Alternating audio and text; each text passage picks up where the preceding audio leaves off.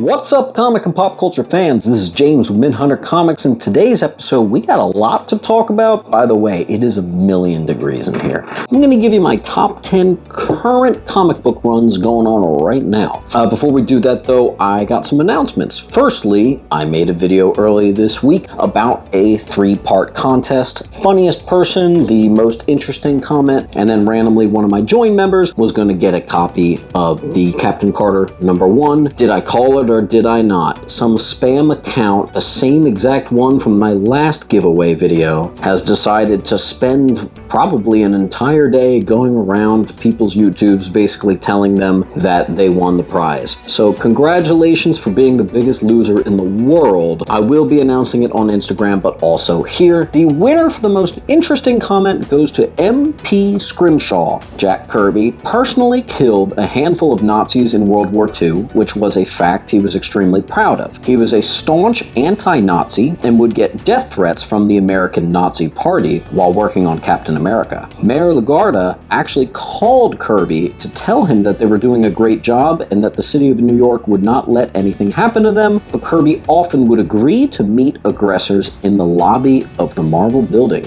to fight. The funniest comment, now there were some other really good funny comments in here, but some of them contained spoilers for the latest Doctor Strange movie, so I actually decided not to go with those. So I'm actually going with a different one from Fizbin.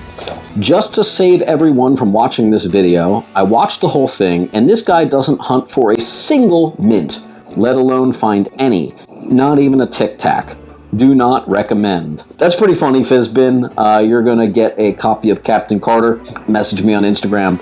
And then I did choose one joined member, and it is a newer member who goes under the name He Who Remains. Congratulations, you also get a 9/8 Captain Carter #1. Next announcement, I'm doing a 20,000 subscriber giveaway, which I'll be giving you Superboy 0 and 9, the cameo and first full appearance of King Shark. Also, I got CGC to update the label to finally say for 0 that it is the cameo of King Shark. Let's see what else is here. CBCS is way better than CGC.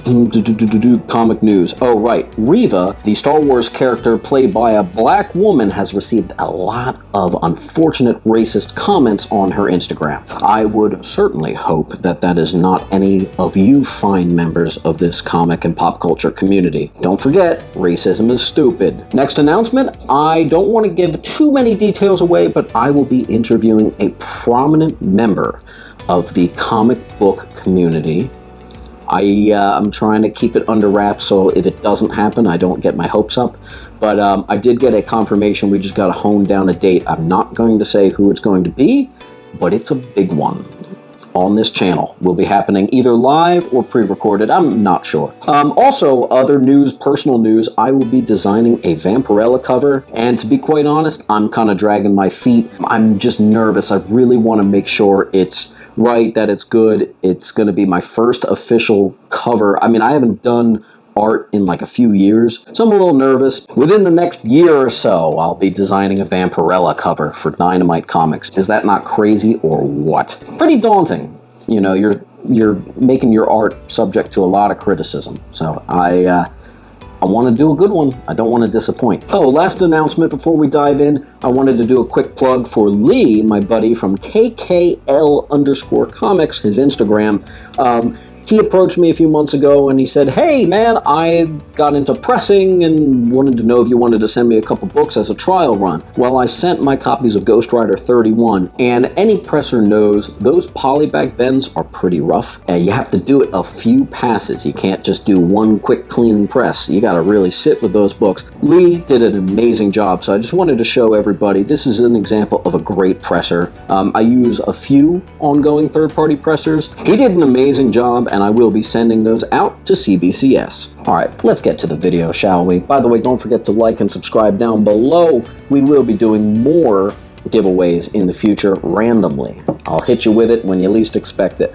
Alright, my current favorite runs. Now I gotta tell you, this is not in any particular order, so #1 is gonna be as good as #10. I love all of these, that's why they're making it on the list. I am going to start it off with an extremely strong one though, Nightwing. Nightwing might be one of the strongest superhero titles going on right now, which is interesting because it's Nightwing. It's not a Batman or a Superman. And it just goes to show you don't need to be part of the Trinity. You don't need to be Spider-Man. You don't need to be Captain America to have an amazing writer take you on. Tom Taylor has way proven himself at this point. He is actually one of my favorite comic book writers for this day and age. I think he did an amazing job with Injustice, and he's doing it again here with Nightwing. He just really knows how to do good, consistent comic books that keep you coming back for more, and it's consistent. Every single book is at least pretty darn enjoyable. So Nightwing has been great for many months now and seems to not be letting up, so Nightwing. Next up, Batman the Knight, a little maxi series by Chip Zdarsky, who's Chip Zdarsky is moving towards the main Batman run, so I'm definitely looking forward to that. I think that's going to be a breath of fresh air, to be honest, because Batwing the Knight is dope. It's an era that I really like of Batman that is not explored enough. This is talking about like the Ducard and like the whole Bruce Wayne being a young kind of pre-Batman, traveling, trying to learn everything there is. And it's just a great look into the adventures and kind of upbringing of a nice pre-Batman. Great era, not done enough, and they are handling it really well. And it's funny, I actually like it more than the current Batman run. That's saying something. Next up, Ram V's Swamp Thing. So this was already great. I'd been mentioning this a few times on the channel before. By the way, it's interesting that all of these have been DC so far. Don't worry, I'm going to get to some different things coming up here in a bit. Swamp Thing is really, really good. The art is fantastic, but it's also, the story is profound. Now, I did a video once on this channel talking about why is Swamp Thing always consistently written. And it's true. Anyone that takes on Swamp Thing seems to take it very seriously and does their best work. It seems to be happening again here. You do not want to miss it. I think it was initially planned for only 10 issues, and now it just keeps going. So it's a nice surprise, and everyone who is loving it can easily dive in. And since there's not really any keys, you can just buy them from your local comic book shop still, no problem. The start of the Tom Taylor Nightwing, unfortunately those books got a little bit pricey, but you can still find digital copies. Next up, Image is freaking killing it. I think I'm reading like 10 ongoing, maybe more Image titles right now. They are just, like I said, it's the year of the indies, if you even call Image indies anymore. But I think one of the things that's so great about them is they're a nice, concise story. A lot of these comic books, it can be a little bit daunting. Well, I don't know the full history or build up to this particular event. This is like, you can just pop in. Sometimes they're 4, 6, 8 issues. You can handle it. Step by Bloody Step is the first Image entry on this list. And I'm actually putting it on there almost more for the art than the writing. Although the writing's fine, it's definitely good. But it's a bit of a remarkable thing to see it with the art. Highly recommend you pick this up, and I don't think there's going to be that many issues, so it's a super easy pickup. No keys again, so you can just find this at your local comic book shop. I'm sure they still have issue number 1s and 2s. Next up is a really new one called Ghost Cage, and it's almost weird to put something on this list that only has 2 issues thus far, because they could botch it in the end, but I don't think they're gonna.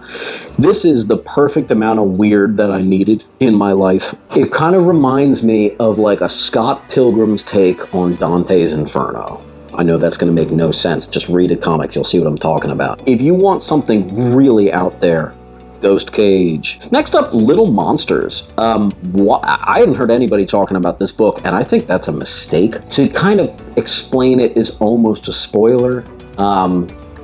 So essentially, it's a future dystopian universe where it's apocalyptic, post-apocalyptic, and it follows the stories of like 8 or 9 or 10 kids. And you learn a little bit more about them in the world that they're in and why they're in the apocalypse, why are there no adults around, and without getting into too many details, it's really well drawn, it's really interesting, and I think it has a ton of potential. So that's one I definitely want to see go. Although I'm starting to write in my mind where I want it to go. Hopefully it ends up being as good as it is in my head.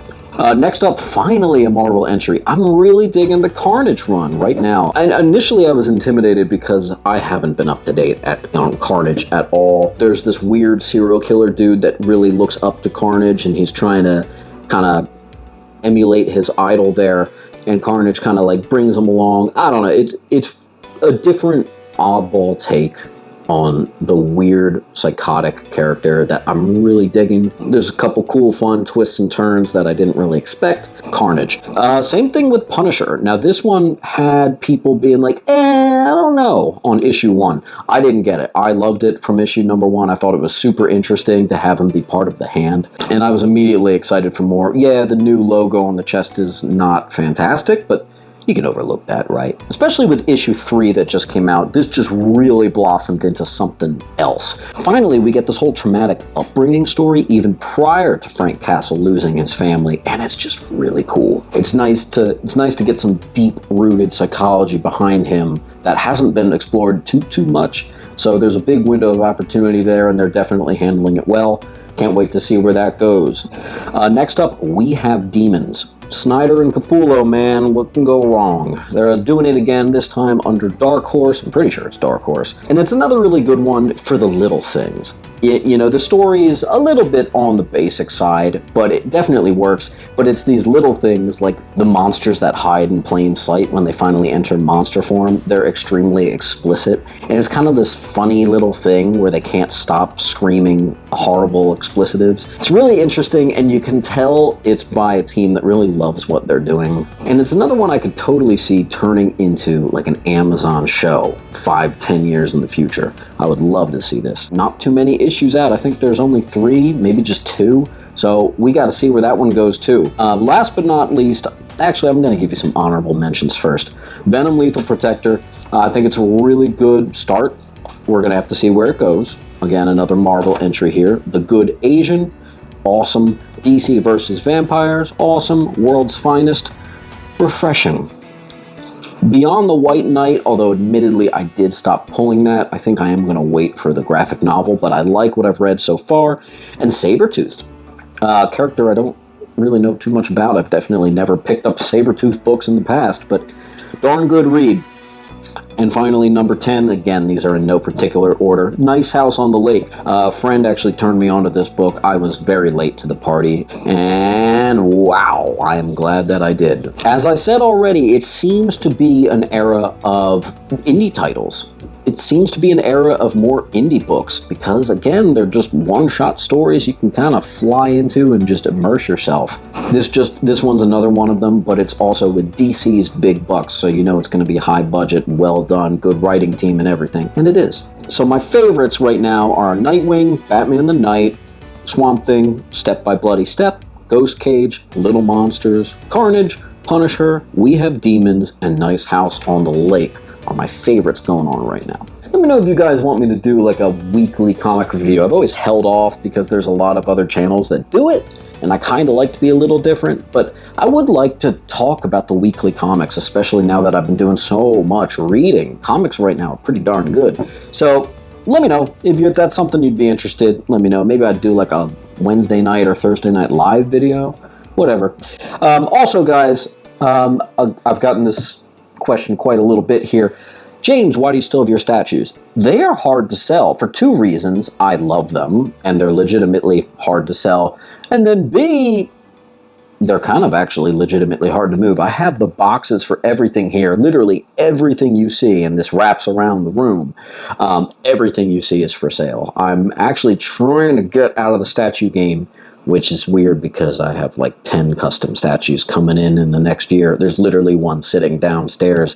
I'm not going to unbox it. By the way, if anyone wants a custom Etrigan statue, I haven't even unboxed it yet. Message me on Instagram. And if you want any of these, message me on Instagram. I gotta start getting rid of these things. Plus to buy more comics. A little less fun. Afford my wedding. Don't tell my fiance I said less fun. Hey, as always, guys, keep on hunting.